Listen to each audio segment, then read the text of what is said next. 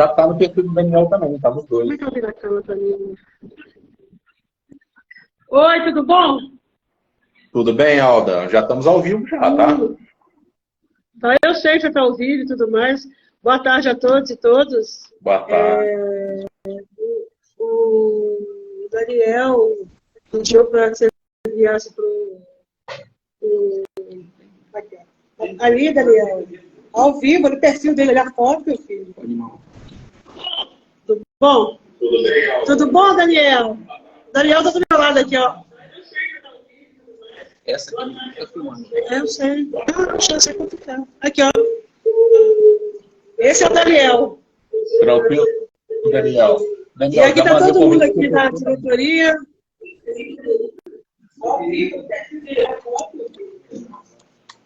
Conseguiu conectar aí no outro? Vamos lá, Daniel. Vamos lá, Vinho. Vamos lá, Lucas. Hã? Deu certinho aí, eu já mandei pro Daniel também. Tá falando pro seu celular aí, Daniel. Vamos lá, Vitor. E aí, como é que estão as coisas? Eu tô bem, graças a Deus. Tem muita gente na categoria entrando nesse... Tem. O nosso canal é o maior canal ferroviário do Brasil hoje, que é o Brasil Ferroviário. É o Brasil Ferroviário. O canal chama isso. Brasil Ferroviário, exatamente. Eu tô aqui no meu perfil pessoal, mas é só pra gente fazer a gravação e jogar no ao vivo lá depois. Tranquilo? Pessoal, estamos iniciando aqui pela SBT TV e pelo Brasil Ferroviário, juntamente com a revista Ferrovia em Foco, a entrevista com o pessoal do Sindicato dos Metroviários de Belo Horizonte, para a gente entender um pouquinho melhor toda a situação que está ocorrendo por lá. Hoje eu estou conversando com a Alda e com o Daniel para entender um pouquinho melhor sobre quais reivindicações do setor e entender toda essa questão que está gerando aí um momento um pouco conturbado para os trabalhadores metroviários e para toda a população de Belo Horizonte. Vamos iniciar com uma pergunta. A principal pergunta é: quais são as principais demandas dos trabalhadores ferroviários que estão em greve hoje? Ô, Lucas, essa briga nossa, essa luta nossa, né, ela remete a 2019.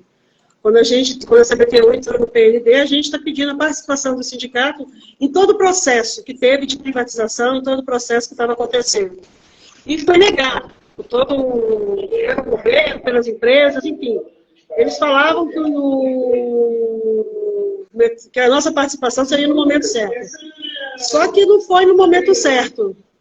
E aí, o que aconteceu? A gente fez uma greve de 34 dias, pedindo pela questão dos empregos, entendeu? São 1.600 trabalhadores, não trabalhadores, são 1.600 famílias que dependem desse emprego. E nós, o que nós fizemos? Nós colocamos com prioridade o trabalho, o emprego de cada um que está aqui. Fizemos manifestação em Brasília, fizemos manifestação em vários lugares, fizemos 34 dias de greve, como eu te falei. O governo deu como possibilidade, não, a questão da privatização a gente não consegue, mas a questão do trabalhador a gente resolve. Isso quem nos afirmou foram os ministros Rui Costa e Márcio Macedo. Então, a partir do momento que a gente teve a certeza deles, que eles iriam tentar salvar os empregados, que era uma transferência para a CBTU-MG, para a CBTU Brasília, sessões, um PDV e uma estabilidade maior. Porque quem tem, por exemplo, 50 anos e precisa de 5 anos para aposentar, como é que um cara de 50 anos vai se lançar no mercado? A única coisa que ele fez na vida foi a questão de ser funcionário da CBTU. Então, assim, tem que ter uma requalificação, tem uma série de coisas. Ele não pode simplesmente ser lançado ao serviço, né? E tão pouco tempo para ele aposentar, a gente pediu isso justamente porque a gente sabe que o governo poderia fazer isso. Como a gente sabe que tem vários órgãos que necessitam de mão de obra. São vários, não é poucos não. E, a princípio, a CBTU Brasília, que é a administração central, abarcaria todos os contratos nossos e, paralelamente, ela ia fazendo as transferências, as realocações. É isso que o empregado da CBTU-MG quer. Entendi. Isso me remonta muito à minha própria família, que trabalhava na época da rede ferroviária e sofreu privatização em 93, 97, né? Parece que passaram anos e anos e parece que nada mudou, né, em relação a essas questões. Não. Um dos nossos acionistas aqui, Um dos nossos acionistas, ele é funcionário da CBTU atualmente, inclusive foi quem que me colocou em contato com a senhora. E, assim, para entender um pouquinho melhor, a senhora falou sobre governo, correto? Mas qual que é a opinião da direção e da presidência da CBTU nesse momento, em relação a todo o processo? A presidência da CBTU, ela abarca todos os empregados. Ela já se manifestou, inclusive, na mediação com o NPT, que ela tem a intenção de receber todos os funcionários de Belo Horizonte. Então, essa era uma das propostas. Mas o grande problema não é isso, sabe, Lucas? É que nós somos vendidos de porteira fechada. E aí, com porteira fechada, nós somos apenas uns números. Temos cotas, né? Então, assim, o trabalhador não foi ouvido para dizer assim, ou o sindicato, você quer ficar onde? Você quer ficar na Comporta? Você quer manter seu cargo público? Porque, eu vou dizer para você, 90% da categoria quer manter o seu cargo público. O concurso que ele fez. Então, para isso é necessário que o governo federal, não é nesse caso, não é nem a CBTU, é o governo federal, ele faça uma lei, uma portaria, alguma coisa, que possa pegar esses empregados e transferirem ele. É isso que a gente precisa. E isso não foi feito. A gente tentou várias coisas. Então, assim, a gente procurou vários ministros. Eu estou falando isso uma coisa porque foi um trabalho assim, todas eles falavam, nossa, isso é fácil de resolver, isso é fácil de sanar. E não é tão fácil assim. Porque se mexer nessa questão, não existe, mas eu estou falando, não é nem a CBTU. O governo federal tem que ter uma boa vontade nisso. Qual é essa boa vontade? Mexer no contrato para liberar os empregados, para manter o vínculo público e que ele possa fazer as suas transferências, a sua cessão e tudo mais. E o governo nós dependemos dele. E até o presente momento o governo não fez nada. E o governo, de certa forma, nos aprontou. Porque no dia 24 a gente tinha uma perspectiva, uma expectativa de receber uma proposta do governo federal, ele não respeitou o Ministério Público do Trabalho, não respeitou o trabalhador e assinou o contrato na quinta-feira. Isso é um desrespeito. E aí, um governo que a gente trabalhou para eleger. Isso que é muito triste, entendeu? A classe trabalhadora trabalhou para isso. Todo mundo fala, o processo começou no governo Bolsonaro. Tá certo, começou no governo Bolsonaro, legal. Mas a assinatura do contrato, ela foi para o governo Lula. Então, ele poderia ter feito a suspensão e salvar os empregados e depois assinar o contrato. Sim, aparentemente a questão da concessão já tinha passado o tempo, o prazo, né? Mas a questão dos empregos ainda haveria e ainda há o que fazer, né? Porque ainda não foi totalmente completo, né? A senhora citou sobre o que já passou, mas atualmente, nesse momento, há uma negociação em trânsito ou não? Não, há uma negociação que nós estamos buscando com o governo federal. Na segunda-feira a gente tem uma reunião com o ministro do Trabalho e Emprego, Luiz Marinho. A gente está conversando com a Secretaria-Geral da Presidência e tentando marcar o retorno do grupo de trabalho para definir as situações dos empregados, né? Então, assim, o próprio Ministério Público falou, não é porque assinou o contrato que a questão dos empregados para. Não, continua. A gente tem um prazo para a gente olhar isso, a gente está em estabilidade de 1 ano, e é nessa estabilidade que a gente vai buscar uma solução. Para que aqueles que não queiram ficar aqui possam ser atendidos, ser transferidos, ser cedidos, e os que querem ficar permaneçam na Comporta.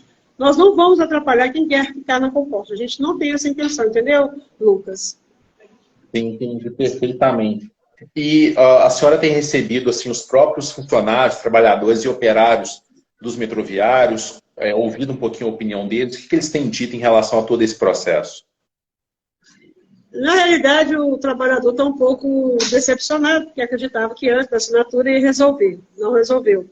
Então, a gente tem conversado com a categoria, explicado que está no tempo também, ainda está no tempo de resolver isso. A gente fez primeiro uma pesquisa para saber os interesses dos empregados, entendeu? Para saber onde queria ir. Para não dizer que era só o sindicato, entendeu? Uma parte, em torno de 70, queriam transferência, outros 170 queriam o PDV, que é o Plano de Demissão Voluntária, outros queriam uma estabilidade maior, uma boa parte queria ficar em Belo Horizonte, porque tem família em Belo Horizonte, né? Então, assim, a gente teve essa preocupação de fazer essa pesquisa e de saber qual é o destino, o que eles querem. Qual é o destino que eu quero como empregado da CBTU?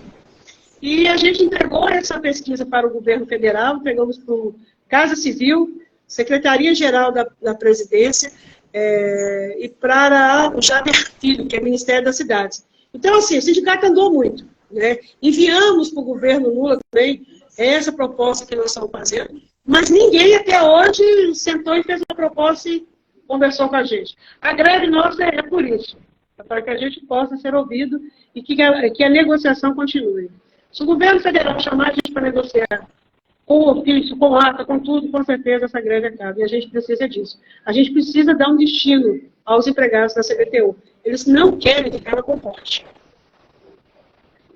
Entendi. E qual que é o posicionamento da empresa, da Compost, que recebeu essa concessão em relação a tudo isso?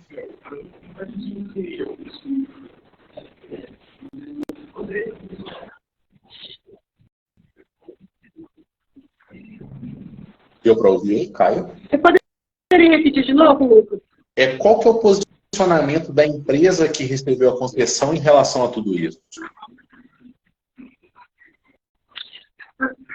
Tá, nós tivemos uma reunião na sexta-feira com o representante da Comporte e ele deixou bem claro que se o governo federal tiver uma solução para os empregados, eles não vão se opor a nada, entendeu? Inclusive, nós propusemos o seguinte, a gente suspende o contrato dos empregados durante um ano, a Comporte paga o salário dos empregados, aí a CBTU precisa pagar, porque a Comporte vai pagar, e aí, com isso, a Comporte treina os funcionários dela, e depois a gente retorna para a CBTU, ou seja, para também não prejudicar o metrô de Belo Horizonte. Bacana. A última pergunta, só para a gente finalizar, que eu sei que o horário de vocês está um pouco corrido. Durante a negociação, eu cheguei a receber um comunicado de que alguns funcionários poderiam ser aproveitados de uma empresa que seria como se fosse uma fiscalizadora dessa concessão. Existe alguma possibilidade disso ou essa possibilidade já morreu? Lucas, eu pelo menos não ouvi essa proposta, não. Estou sendo muito sincera. A proposta que eu sei é o FMG, que é alguns empregados nossos, o Ministério Público do Trabalho também quer alguns empregados nossos, alguns empregados querem ir para o Nordeste, isso que eu sei. Essa aí para mim é novidade, pelo menos eu não fui informada dela. Mas então, eu acho que estou lembrando, realmente parece mesmo uma coisa assim. Mas não era para todo mundo, não, era só para os amigos do rei.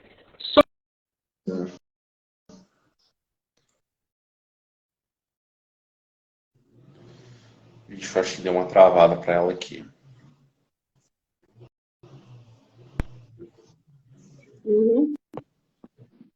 Opa, voltou. Voltou? Deu uma cortada aí. Você falou que você tinha ouvido algo nesse sentido e tal? Na realidade, eu ouvi isso mesmo. Depois que você falou lá atrás, deve ter sido em 2021, mais ou menos. Acho que a gente ouviu sobre isso, mas a gente sabia que não era para peãozada, não. Era para apenas uma parte da chefia da empresa para ser garantido. Se não me falha a memória, foi o deputado Diego Andrade que ia propor a criação disso, para aproveitar alguns empregados que são de cargo de gestão da CBTU. Mas não era para todo mundo, não. O que nós queremos é para todo mundo. Entendi. Alda, agradecer demais a atenção, a presença. Eu sei que vocês estão sendo muito requisitados. Tenho acompanhado um pouquinho o pronunciamento de vocês, tanto no rádio quanto na TV. Inclusive, vi algumas movimentações de pessoas que distorceram um pouquinho uma frase sua, algo nesse sentido. Mas aí queria agradecer muito e deixar a palavra com você, caso você queira finalizar, deixar alguma mensagem para os trabalhadores, para toda a população de Belo Horizonte e para o pessoal aí que utiliza o sistema de metrô, seja turistas, ou seja, o próprio trabalhador do dia a dia. Olha, Lucas, eu agradeço muito, eu acho que é um canal importante, eu acho que a gente precisa disso. Na realidade, o trabalhador do sistema metroferroviário precisa ser ouvido também, não só o sindicato, mas o trabalhador em si. E é importante saber que existem espaços desses, né, que a gente possa ouvir, possa debater, dialogar e explanar nossas ideias. Eu acho que isso é fundamental e eu agradeço muito você. Muito obrigado, Alda. Eu queria ficar mais tempo com você, mas é que eu queria muito ficar mais tempo, porque eu gostei mesmo do papo, mas infelizmente não é nem porque eu quero, é porque a gente tem uma assembleia hoje às 17h30. Mas eu me comprometo a marcar outro dia com você e a gente poder conversar o tempo todo, tá bom? Não, tranquilo, já foi muito valioso, agradeço muito e boa sorte aí nessa jornada e nessa luta aí que a gente sabe que é bastante difícil e, enfim, que a gente construa uma ferrovia no futuro que seja para todos, que atenda o trabalhador aí com, enfim, da forma que o trabalhador merece ser tratado, né? Ademais, agradeço muito e uma boa tarde para você. Com certeza. Até mais, muito obrigada, viu? Um abraço. Até mais. Tchau.